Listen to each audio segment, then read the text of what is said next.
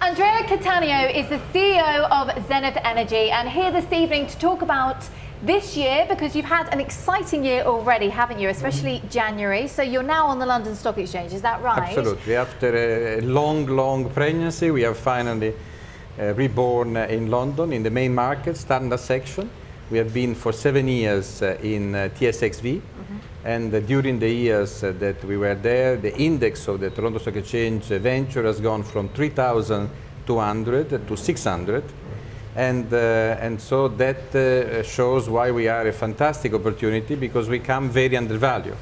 Because we have lost, as an index, 80% of our value in Canada with the others. And then instead now we are in a functioning market. We are having all our best hopes been in London. So the first day of trading, we have done more than 1 year of trading in Canada, in the first day of trading in London. So it's a complete different life, as I said, reborn.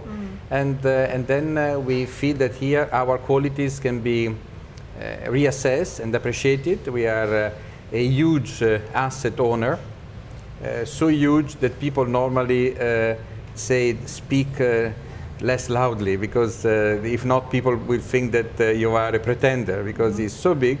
And instead, I insist to say our size. We have an NPV of $2 billion, and we have a market cap tonight around 13 million pounds.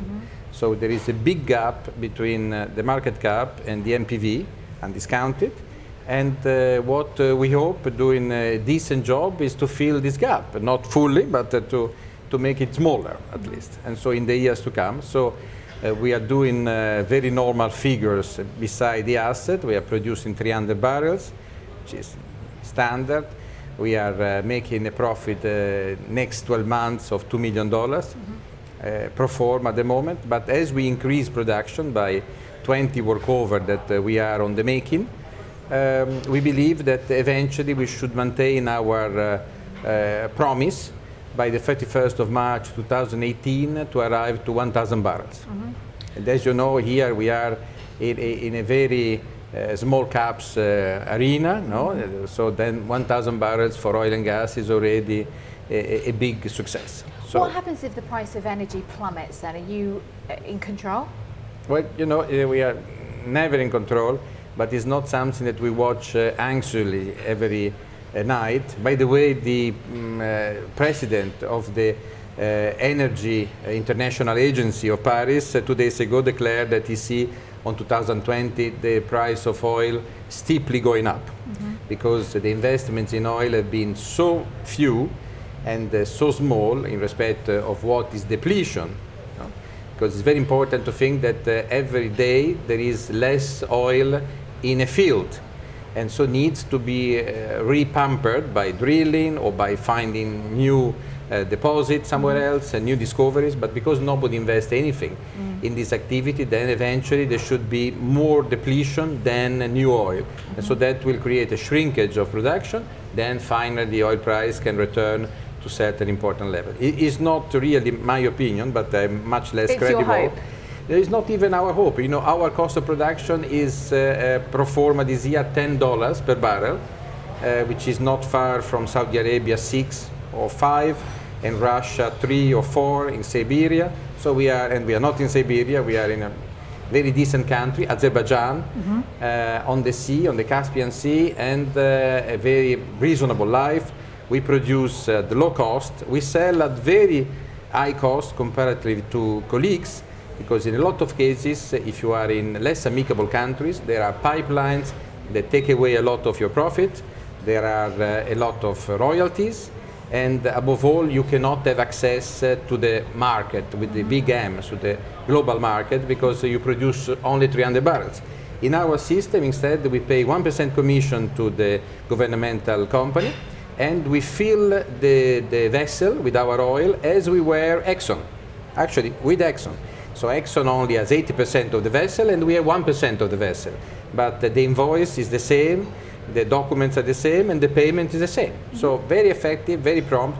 Between the first drop of oil that we produce and the check arriving, there are only 42 days in the parking. And what about acquisitions? I mean, acquisition what's coming up? is very possible in the same country, but we have still to prove what we said. We have just gained this property 6 months ago and signed 12 months ago. So we need now to show that we are ramping up professionally production.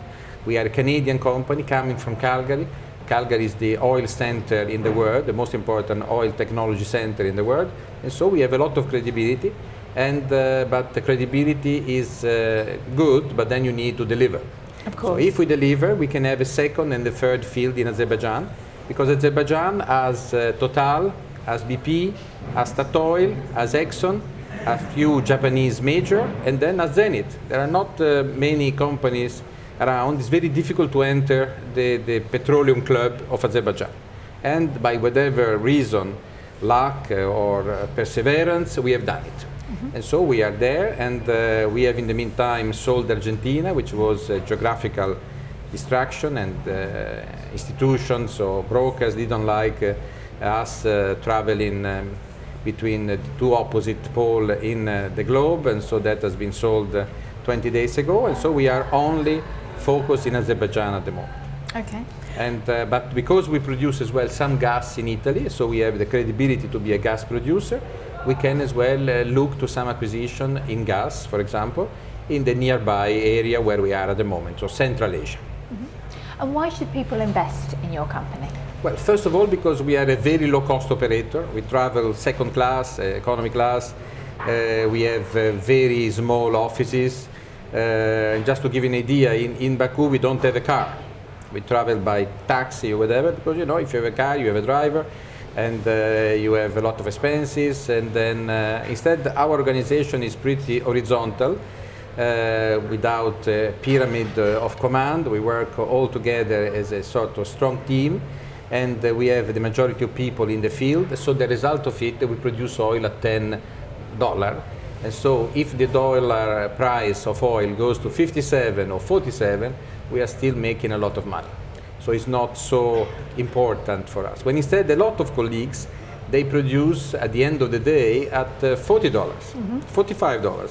So for them it's a great anxiety if the oil price goes lower, because they flirt with losses. Ourselves, we have a very big cushion, so we are relaxed. The most important is to make more oil. So I think that to be low cost is a great comfort. The second thing is that we are very sort of prudent in what we do. So we are at the moment starting a drilling campaign in 1 year, and in the meantime we are buying our own rig. So we'll have our own rig, which is something very rare and considered peculiar, so not so well digested yet by a variety of commentators. So we will have our rig. The cost of making a well then will become much smaller, and then will be like my predecessor was speaking about producing shoes. We'll make wells as producing shoes, one after the other. Instead of being, as you know, in the oil and gas small company arena, a well is considered an event, like the sailing of a new ship from the yard. You know, just you do it once every 2 years, and there's a big event, and then it's a roulette if it makes oil or doesn't make oil, and costs a lot of money. Instead, ourselves, we want to make a lot of wells with our rig. There is a difficulty for manufacturer to sell rig at the moment. Nobody buys rig. And so as a result, when we go to the factory, I've been in China the last 2 weeks, you know, you have a sort of very welcoming reception. They want to sell rig at any cost. So we can buy a rig cheaply. We have a lot of experienced workforce. And so we can make a lot of wells. The budget of our plan for the next 25 years, the duration of our license, is to make 245 wells. Okay. So a lot of oil. I just remember you that our field was producing 15,000 barrels of oil, and then has been suspended or sort of neglected with the arrival of the new Republic of Azerbaijan, which focuses money and resources in the Caspian Sea. So this field, which is onshore, not in the sea, has been sort of neglected. And now we are there to rehabilitate it. Okay, I think we're done. I think we covered all bases. Is there anything else that you wanted to add at all? Thank you for your hospitality. Thank you very much. Thank you so much. Thank you for coming, and have a productive evening tonight. Thank you so much. Thank you.